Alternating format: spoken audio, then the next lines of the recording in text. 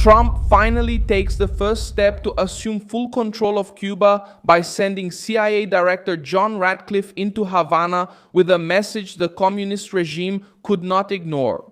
Either the island changes in a profound way, or it will face the full pressure of the United States in America's own backyard on May 16, 2026. The visit made it clear that Trump is not treating Cuba as an old symbol of the Cold War, but as a weakened base, without fuel, without economic strength, dependent on hostile allies, and now forced to negotiate with Washington. Meanwhile, the old family Castro is back in the crosshairs. The possible accusation against Raul Castro for the death of 4 people in the attack on civilian planes in 1996 increases the political weight of the offensive and shows that Trump is putting pressure on Cuba from all sides: justice, energy, humanitarian aid, and regional security. The regime tried to sell resistance for decades, but now it receives the head of the CIA in Havana. It asks for help, tries to prove that it doesn't threaten the United States, and sees Washington taking the initiative in a move that exposes the failure of Cuban communism in the face of the most aggressive government against dictatorships in the Western Hemisphere. I'll tell you all about this in a moment. You'll want to be subscribed to the channel to stay well informed. Real-time information with the best journalistic quality you've ever seen. Milson Alves, the standard of credibility. Ratcliffe met in Havana with officials connected to the Cuban Ministry of the Interior and with people close to the regime's intelligence structure. The mission was carried out on behalf of Trump at a time when Cuba is facing fuel shortages, blackouts, pressure in the streets, and loss of external support. The island cannot continue to function as a safe haven for the United States adversaries in the Western Hemisphere. Ratcliffe discussed intelligence operations, economic stability, and security. The American government opened the door to collaboration, but made that opening conditional on fundamental changes on the island. In practice, Trump offered a way out and at the same time showed the extent of the demands. Cuba may receive help, but tied it so that it may try to ease the crisis, but it will have to abandon its role as an advanced base for enemies of the United States. Miguel Canel's regime comes to this negotiation weakened because the island lacks the economic strength to challenge Washington as it did in the past. Cuba accepted the possibility of receiving $100 million in humanitarian aid from the United States while facing fuel shortages, blackouts, and a strained domestic system. The Cuban government tries to say that the island does not pose a threat to American national security, but the very presence of the CIA director in Havana shows that Trump did not buy that version without demanding guarantees. The fuel crisis created the opening that Washington needed to exploit. On May 15, 2026, Cuba sharply increased gasoline and diesel prices, but many stations in Havana remained closed due to lack of supply.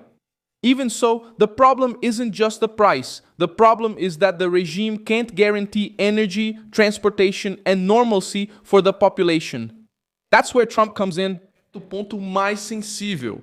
The Cuban government has always tried to sell ideological resistance, but now it has to deal with a harsh reality. Without fuel, without strong external support, and with a tired population, Havana is losing the ability to pretend it's in control. American pressure against oil shipments and Washington's diplomatic offensive have pushed the regime into a defensive position. The second blow came through the justice system. The Trump administration is preparing charges. Criminal charges against Raul Castro because of the downing of planes from the organization Brothers to the Rescue on May 24, 1996.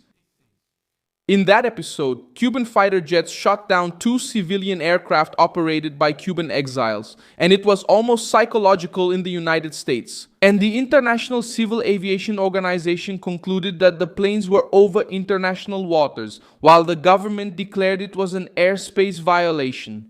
The current offensive targets Raul Castro because he was the Minister of Defense at the time and remains a living symbol of the old revolutionary power. This point changes the stakes of the crisis. Trump is not just pressuring Cuba for lack of democracy, energy, or alignment with China and Russia. He is putting the Castro family at the center of criminal prosecution. The message is strong because it hits the heart of the regime. The old guard is not untouchable. Raul Castro is 94 years old. He no longer formally holds the presidency, but he still represents the structure that has dominated Cuba for decades. When Washington threatens to make that name a target of prosecution, the warning reaches the military, the intelligence services, and the bureaucrats who support Havana. The plan also has a clear political reading within the United States, Miami, the Cuban exiles, and the anti-communist base. This movement brings an answer that is too old to remain shelved. For years, the case of the downed planes remained an open wound. Now, Trump uses this episode to show that the era of treating the Cuban dictatorship as a folkloric curiosity is over. 4 people died in that attack, and the legal action comes precisely at a time when the regime is without fuel, without stability, without the same international protection as before. Marco Rubio also becomes a central figure in this shift. As Secretary of State and a son of the Cuban-American community, Rubio argues that Cuba's economy will only truly change if the system of government changes. This sentence sums up the strategy. There's no point in sending money, easing sanctions, and keeping the same communist structure controlling everything. For Trump, humanitarian aid cannot become political oxygen for the dictatorship. It needs to be used as a pressure tool to extract real concessions. The maneuvering in Havana still shows that Trump is trying to tighten the regional noose. The logic is to take away from Cuba the role of a support base for the United States adversaries, to weaken the island's dependence on partners like China and Russia, and to force the regime to choose between deep isolation or opening up under American conditions. It's control through energy, aid, the justice system, intelligence, and negotiation. It's Washington calling the shots again close to its own coast. Cuba tries to resist with rhetoric.